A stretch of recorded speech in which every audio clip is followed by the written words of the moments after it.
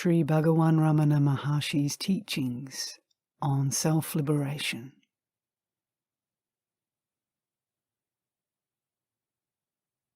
The illusion created by the mind must be destroyed by the mind itself. Your duty is to be, and not to be this and that. I am that I am sums up the whole truth. The method is summed up in the words, be still.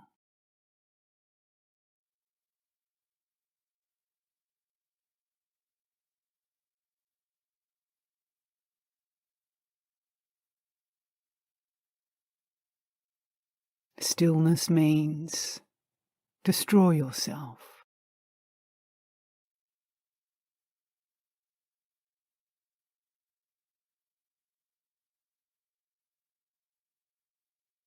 Every name and form is the cause of trouble. So give up the notion, I am so-and-so.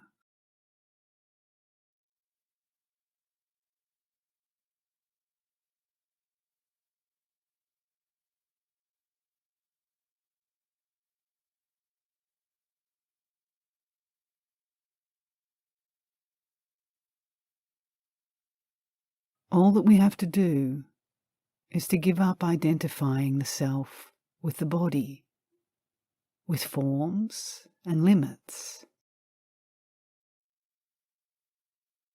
And then we shall know ourselves, the self that we always are.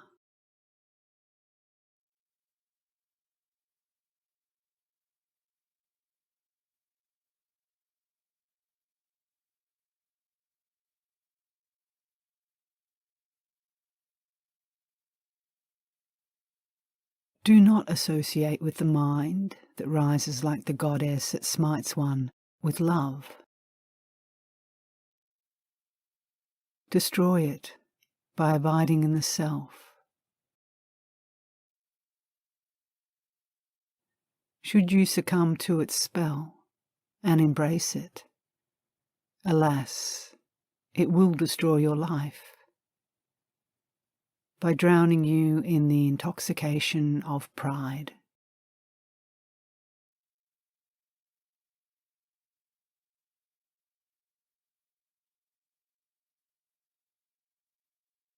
That demon, the mind, is extremely adept at amorously caressing you with false pretenses.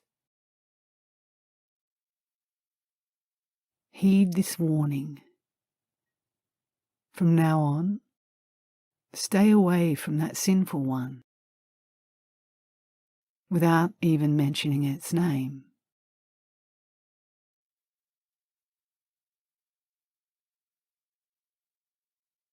The mind is a great demon whose embrace brings death to all.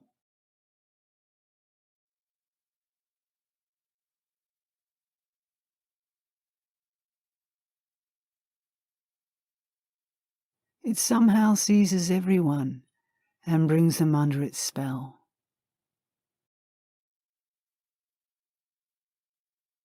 It is an extremely cunning trickster, a thief who practices deception.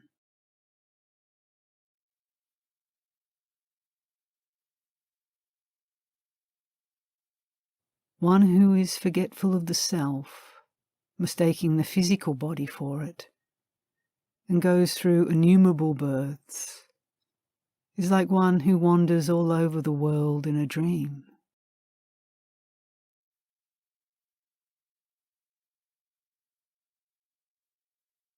Thus realizing the self would only be like waking up from the dream wanderings.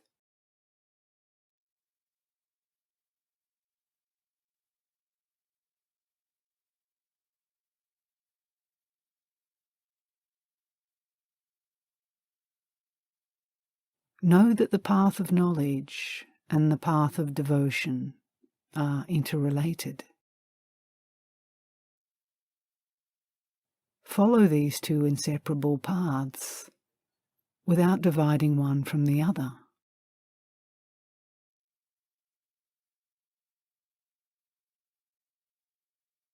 The lazy state, where you exist motionlessly and shine, is the natural state. In that supreme state, you have become that.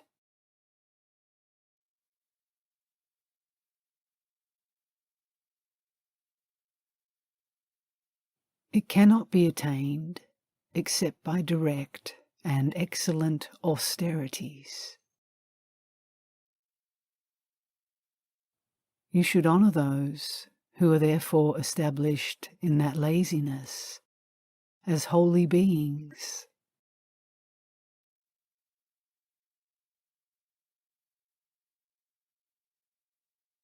Bliss is a thing which is always there, and is not something that comes and goes. That which comes and goes is a creation of the mind, and you should not worry about it.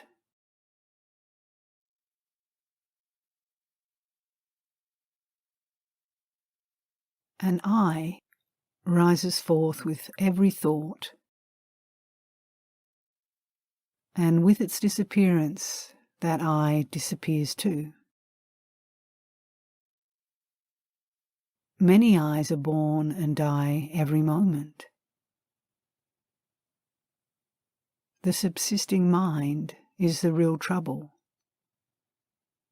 That is the thief. Find them out, and you'll be happy.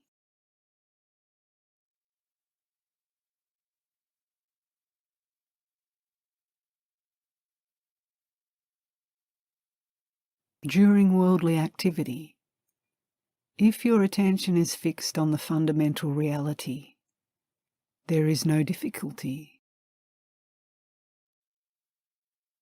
But ordinary people forget the reality and take the name alone to be real.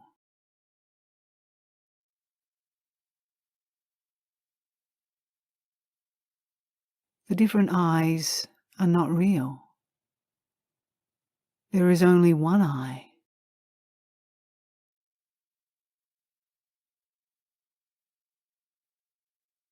The separate I is like a watchman in a fort. He is like the protector of the body. The real owner in every body is only the one reality.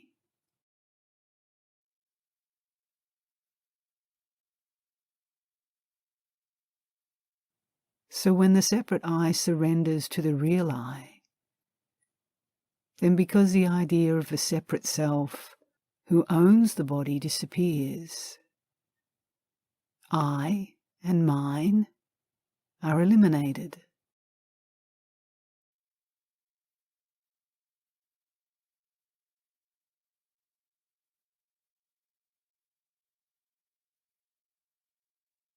The true state comes into existence after sorting out what belongs to whom. The ego I surrenders itself to the real owner.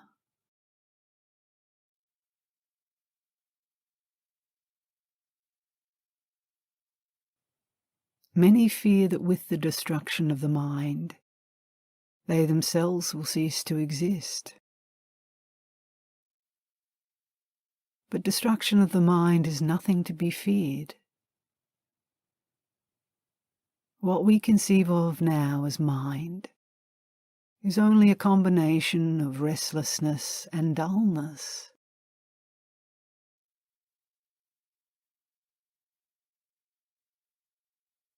By their elimination, the mind becomes pure. Such a mind is one's own real nature.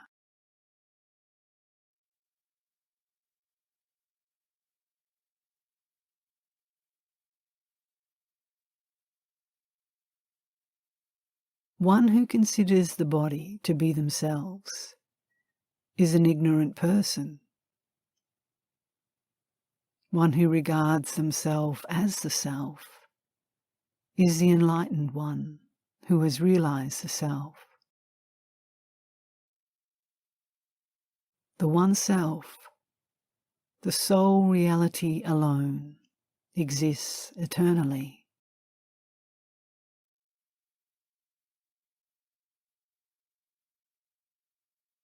When even the ancient teacher, Dakshinamurti, revealed it through speechless eloquence, who else could convey it by speech?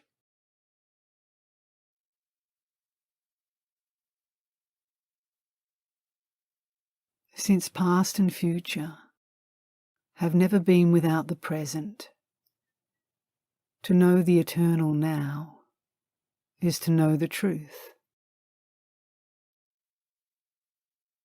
The changeless, infinite self transcends time and space, which are relative to the body and mind.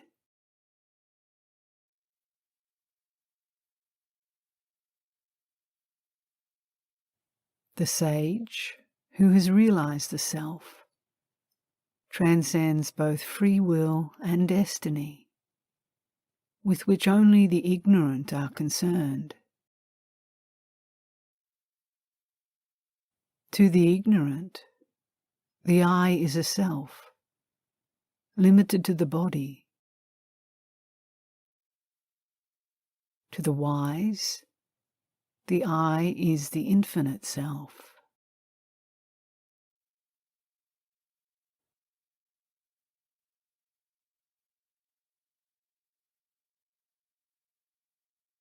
Though the non-dual knowledge is difficult to attain, it becomes easy to attain when the true love for the feet of the Lord becomes intense. Since its grace, the revealing light which dispels ignorance, then begins to flow.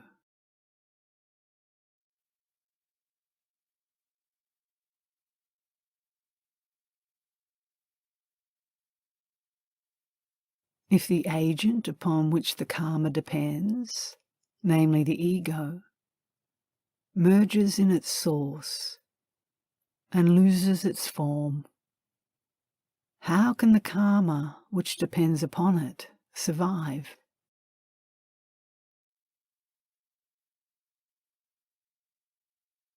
When there is no I, there is no karma.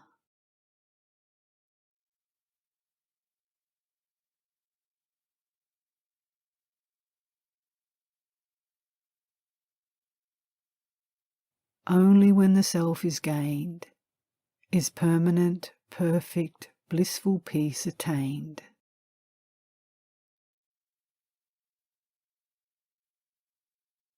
In this self-sovereignty, non-dual, heaven-like, all-pervasive, no desire and no fear exist.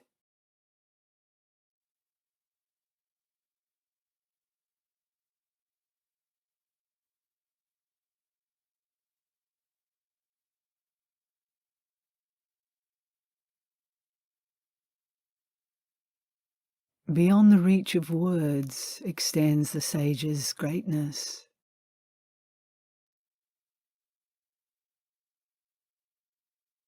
None but them can know their state of being,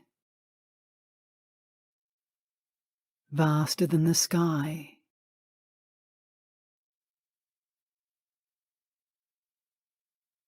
To experience yourself, you should first shed your own body consciousness.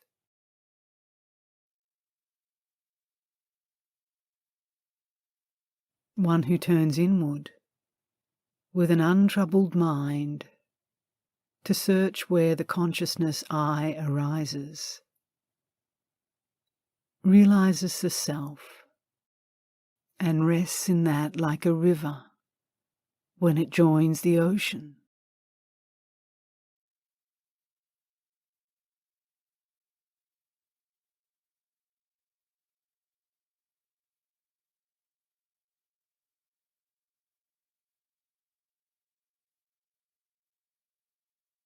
To all the thinking minds, the inquiry about the I and its nature has an irresistible fascination.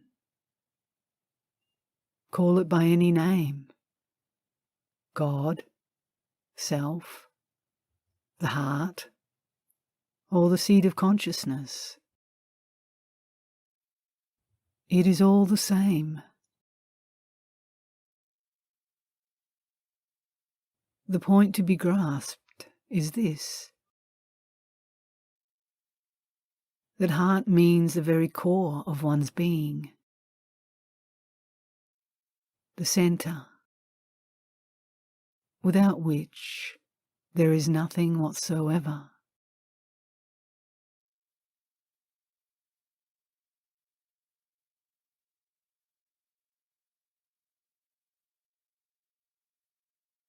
When the mind unceasingly investigates its own nature,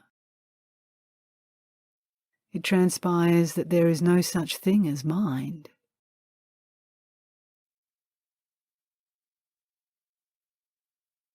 This is the direct path to truth for all.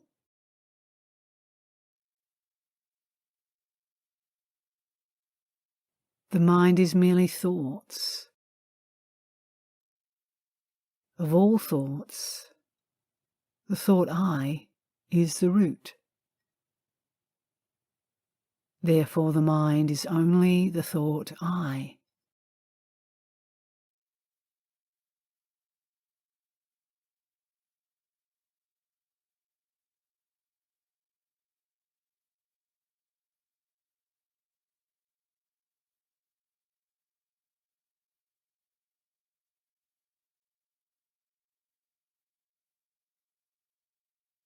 Whence this I arises, seek for it within. It then vanishes. This is the pursuit of wisdom. This is always the true import of the term I.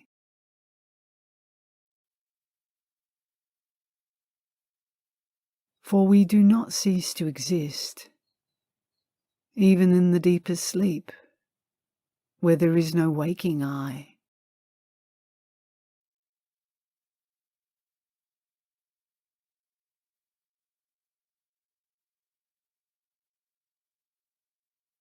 As there is no second being to know that which is consciousness. We are that.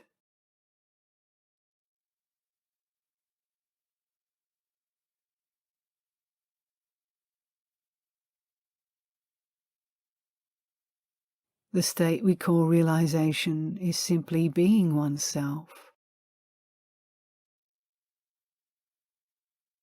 not knowing anything or becoming anything.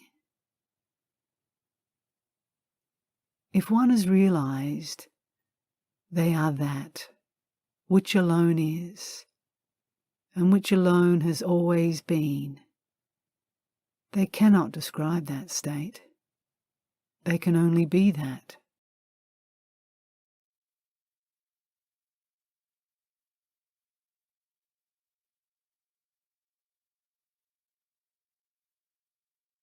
Of course, we loosely talk about self-realization, for want of a better term. That which is peace. All that we need do is to keep quiet.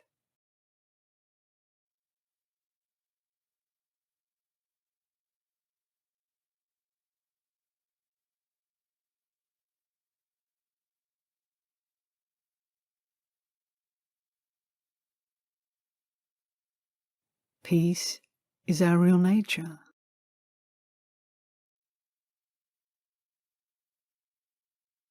We spoil it. What is required is that we cease to spoil it.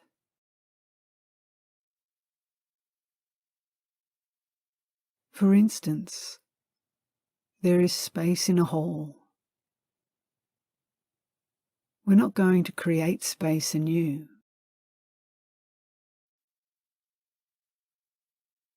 We fill the place with various articles. If we want space, all that we need to do is to remove all those articles, and we get space.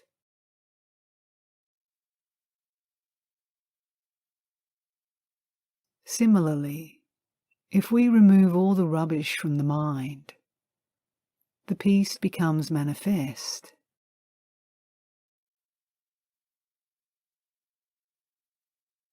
That which is obstructing the peace must be removed.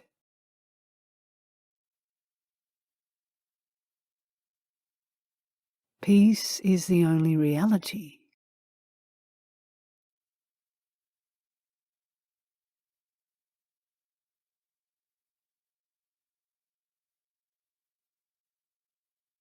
Mukti, or liberation, is our nature. It is another name for us.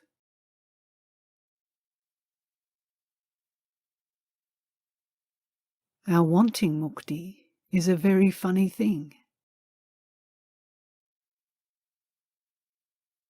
It's like a man who was in the shade, voluntarily leaving the shade and going into the sun, feeling the severity of the heat and making strenuous efforts to get back, and then rejoicing.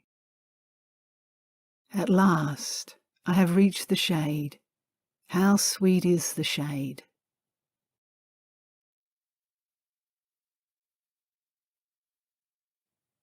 We are doing exactly the same. We are not different from the reality. We imagine we are different. We create the feeling of difference and then undergo great sadhanas or practices to get rid of the imagined differences and realize the oneness.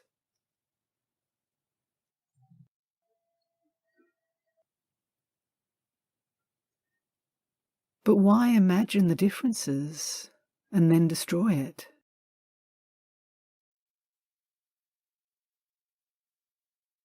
It is false to speak of realization. What is there to realize? The real is as it is ever. How to realize it? All that is required is this. We have realized the unreal, regarded as real what is unreal. We have to give up this attitude.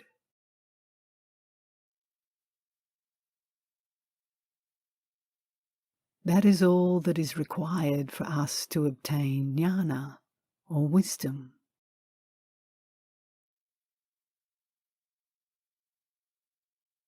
We are not creating anything new, or achieving something which we did not have before.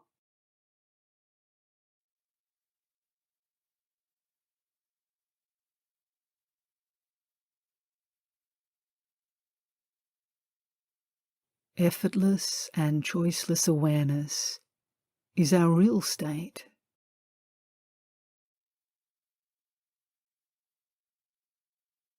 If we can attain it or be in it, it is all right.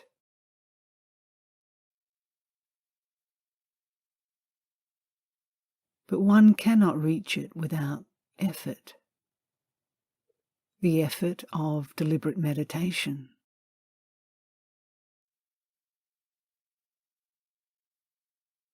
all the age-long vasanas or latent tendencies. Carry the mind outwards and turn it to external objects. All such thoughts have to be given up, and the mind turned inward. For most people, effort is necessary.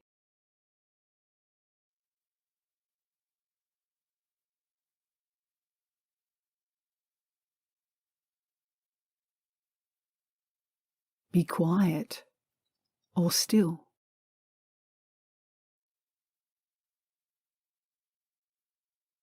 But it is not easy.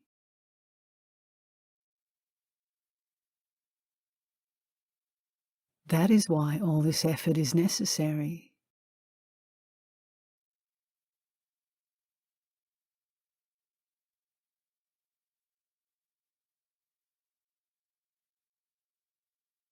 Even if you find one who has effortlessly achieved the silence or mona, the supreme state, you may take it that the effort necessary has already been completed in a previous life.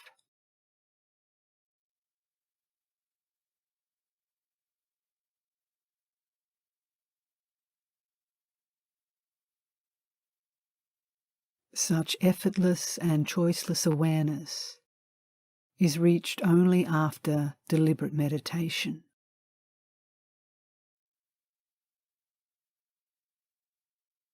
We are always the real. And what is there for one to attain after that?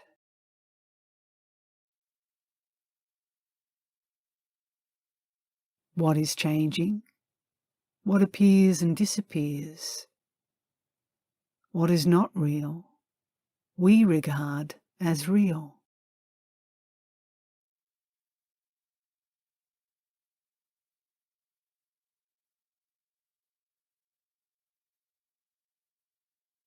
We are always. And nothing can be more potent than that.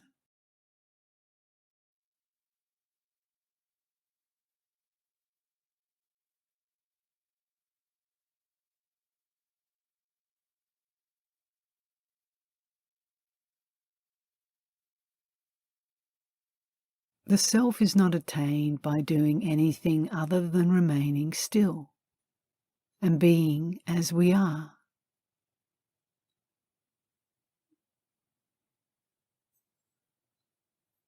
We say that what we see with the eyes alone is directly present. They must first be the seer before anything could be seen.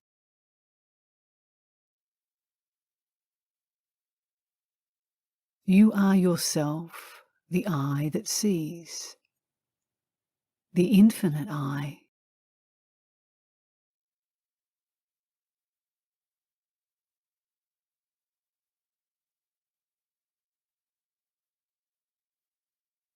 People are afraid that when the ego or the mind is killed, the result may be a mere blank and not happiness.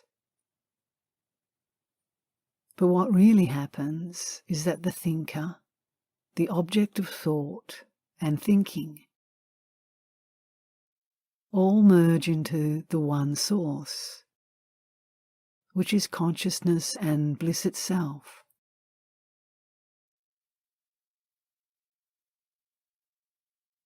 And thus that state is neither inert nor blank.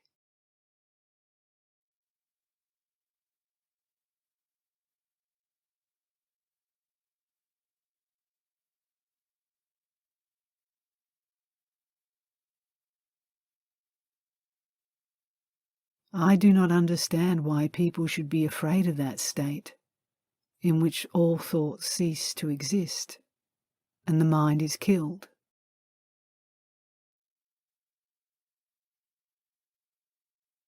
Every day they experience that state in sleep.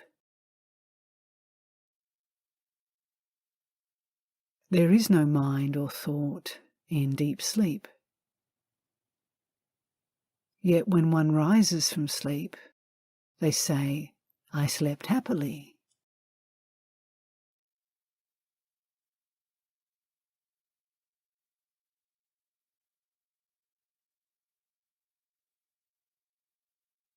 Sleep is so dear to everyone that no one, prince or beggar, can do without it.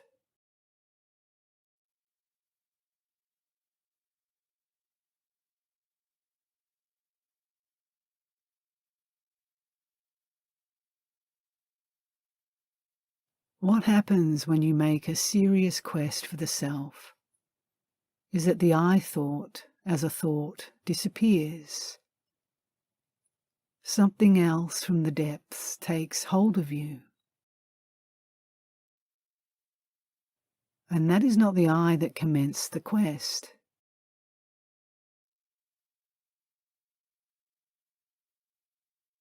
That is the real self, the import of I.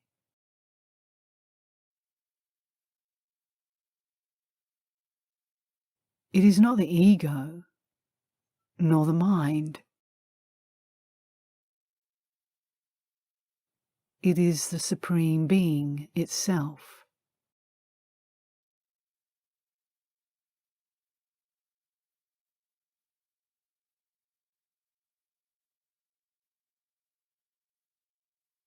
The very fact that you are possessed for the quest for the self is a manifestation of the divine grace.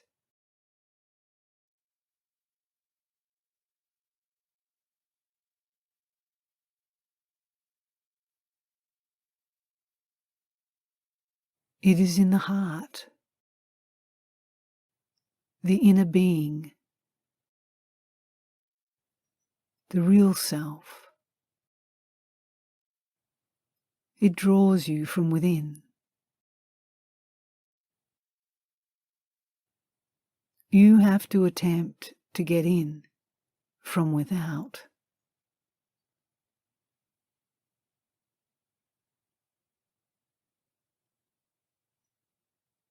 Your attempt is earnest quest. The deep inner movement is grace. That is why I say there is no real inquiry without grace. It is a small jewel in the heart.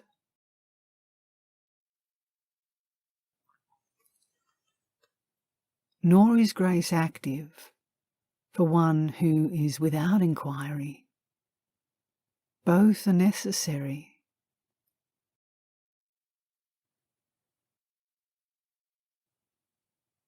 The ego self is the jiva. It is different from the Lord of all, the Absolute. When through disinterested devotion, the individual self approaches the Lord, it graciously assumes name and form and takes the self into itself. Therefore they say the Guru is none other than the Lord. They are a human embodiment of the divine grace. The real Guru is God in human form.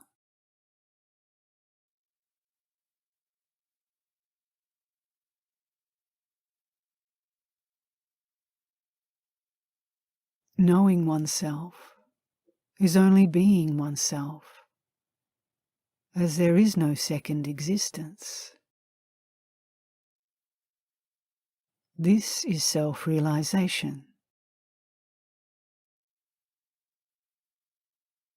You may go on reading any number of books on Vedanta.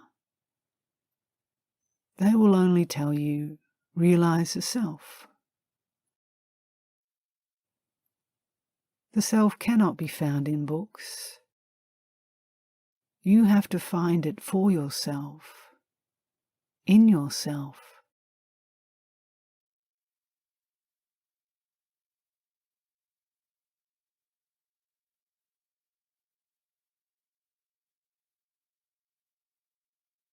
The quest for the self I speak of is the direct method, indeed superior to the other meditations. For the moment you get into the mood of a quest for the self and go deeper and deeper, the real self is waiting there to take you in.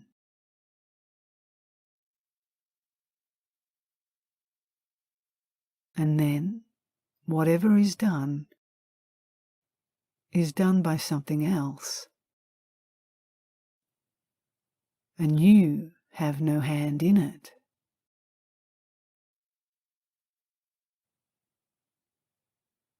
In this process, all doubts and discussions are automatically given up, just as one who sleeps forgets for the time being all their cares.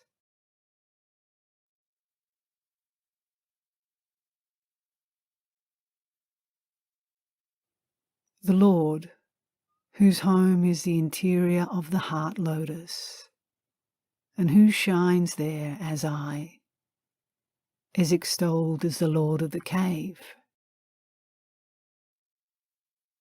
If by force of practice the feeling I am meets with the Lord of the cave and becomes firmly established, and thus you stand forth as the Lord of the cave, the illusion that you are the perishable body will vanish, like darkness before the rising sun.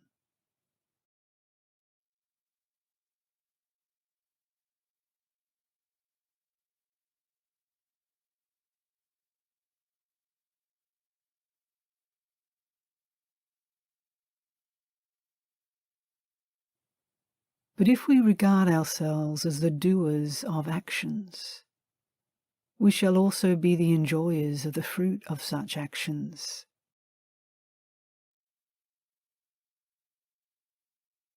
If by inquiry, who does these actions, one realizes oneself, the sense that one is the doer vanishes, and with it all three kinds of karma.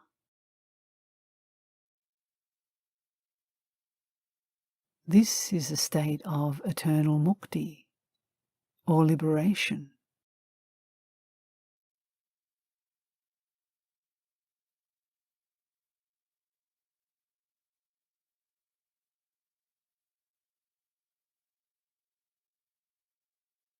Our real nature is mukti, but we imagine that we are bound and are making strenuous attempts to become free, while we are all the time free.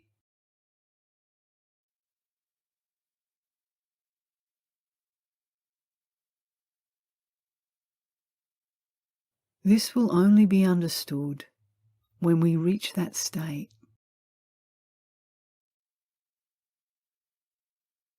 We will be surprised that we were frantically trying to attain something which we have always been.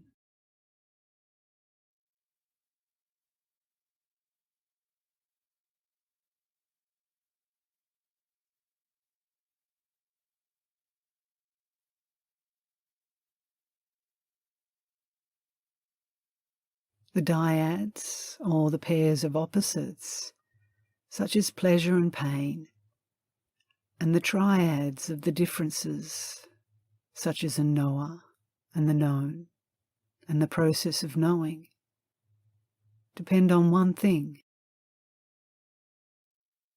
the ego. When one seeks for that thing in the heart and finds out its real nature, they will vanish.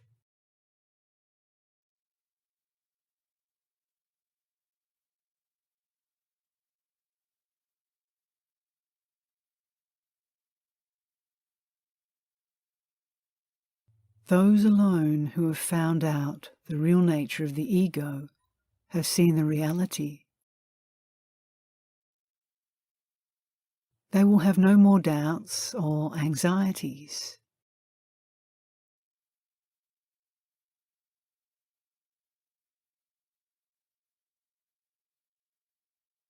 The thought, I am the body, is ignorance. That the body is not apart from the self is knowledge.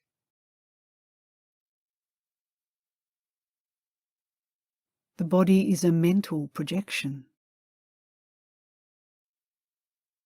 The mind is the ego, and the ego rises from the self. The body thought is distracting and strays away from the self. For whom is the body or birth? It is not for the self, the spirit. It is for the non-self, which imagines itself separate from the real self.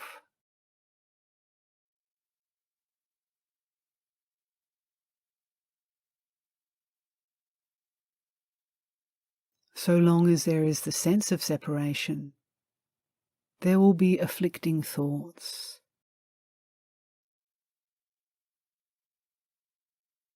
If the original source is regained, then the sense of separation ends.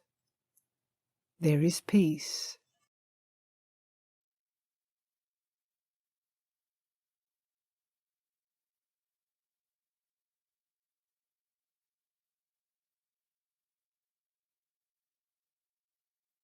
The waters of the sea evaporating and rising into the sky as clouds find no rest until they come back as rain,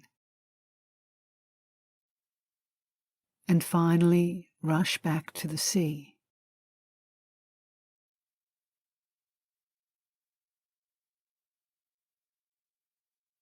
The ego can have peace only when it merges back into the self, into the source.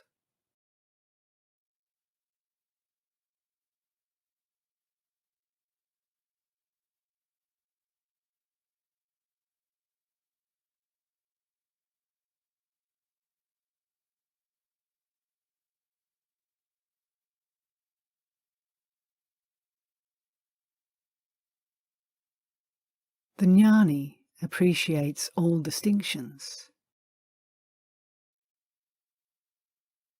but they always experience and perceive the one reality in all of them. That is why they have no preferences.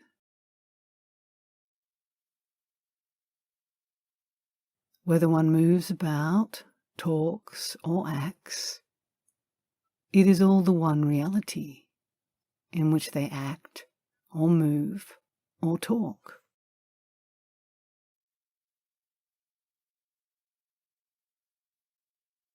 The jnani sees nothing apart from the one supreme truth.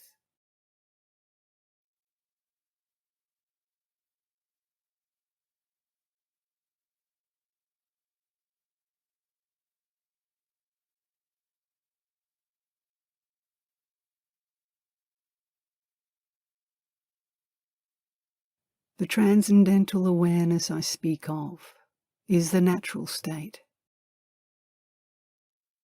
sahaja samadhi.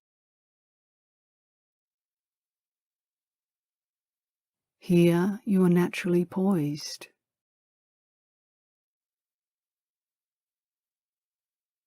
You remain calm and composed, even while you are active.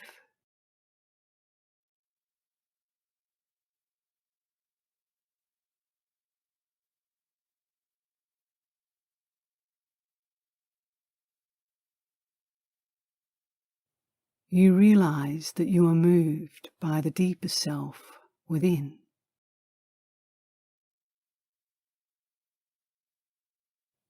You have no worries, no anxieties, no cares.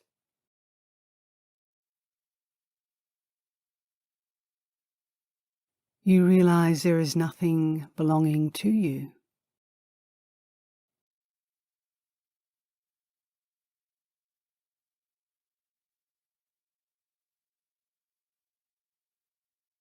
Everything is done by something with which you get into conscious union.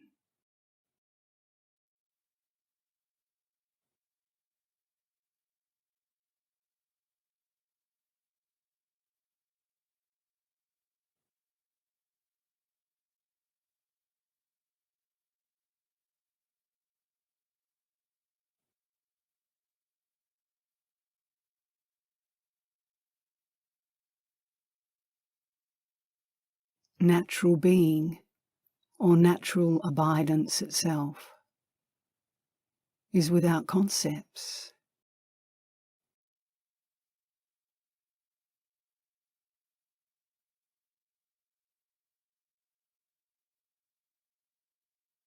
For in this state, the mind is free from doubts.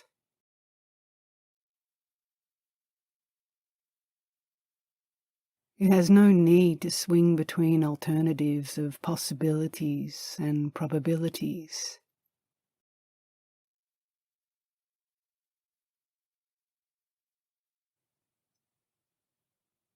It has no active predispositions of any kind.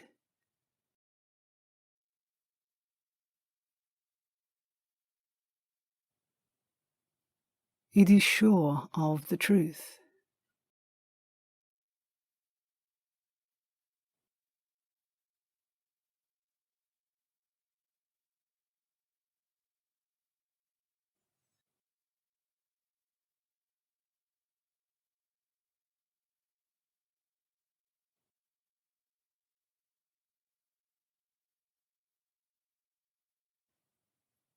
The self makes itself felt in the pure mind,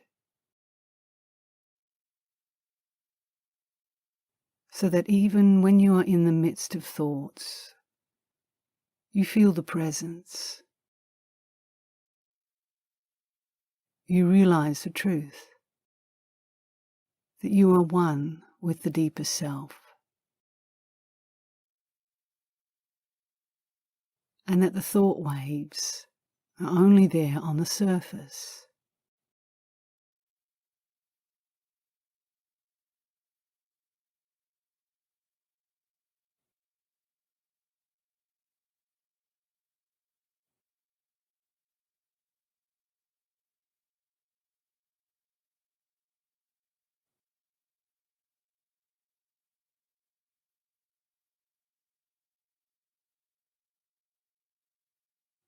The heart is the one supreme center of the self.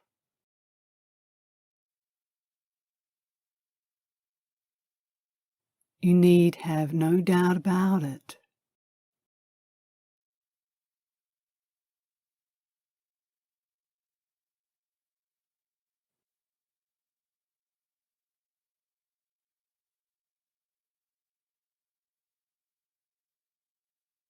The real self is there in the heart, behind the ego self.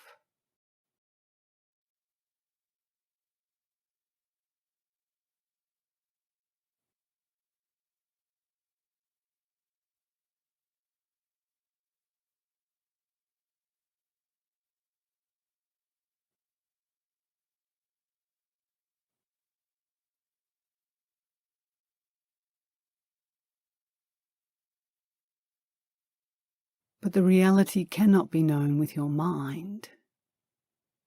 You cannot realize it by imagination.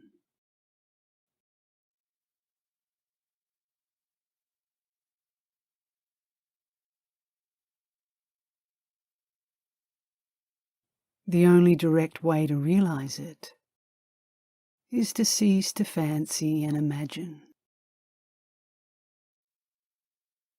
and try to just be yourself.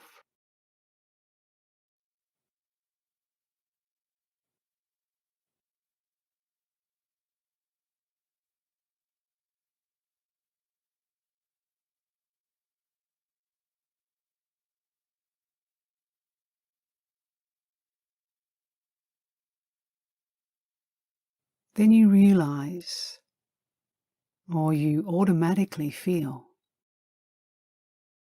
that the center is there.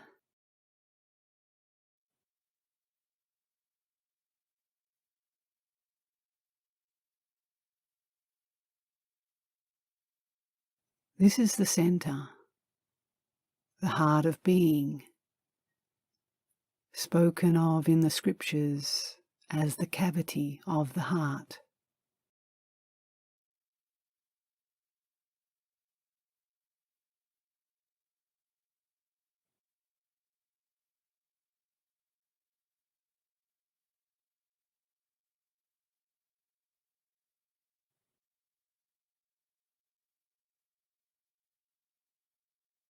When you go deeper within yourself, you lose yourself in the abysmal depths.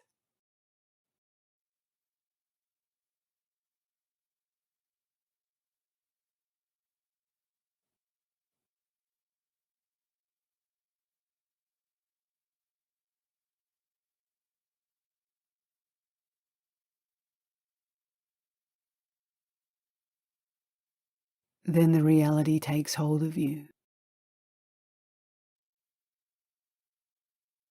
It is an incessant flash or current of eye consciousness.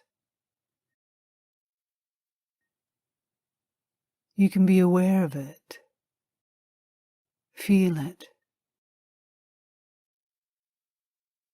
sense it.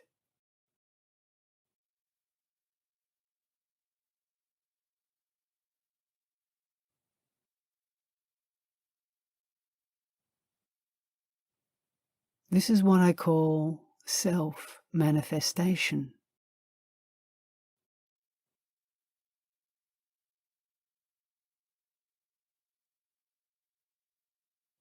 In direct knowing, you can feel yourself one with the one that exists.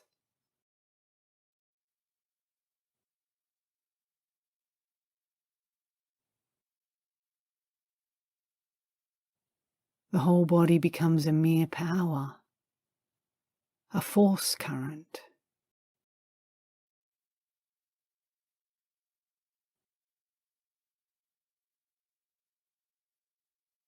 Your life becomes a needle drawn to a huge, massive magnet.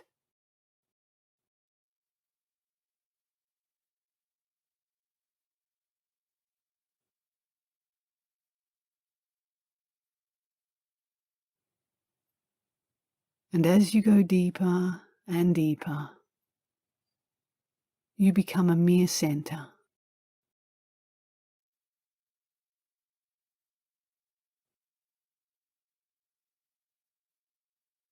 And then, not even that, for you become a mere consciousness.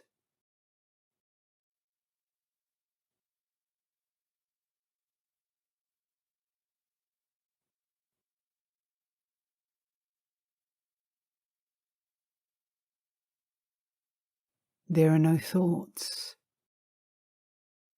or cares any longer. They were shattered at the threshold.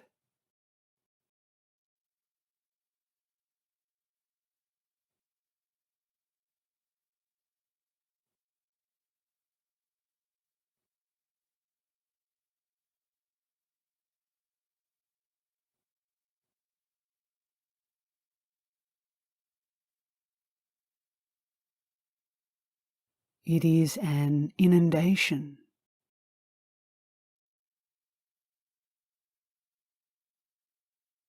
You are a mere straw.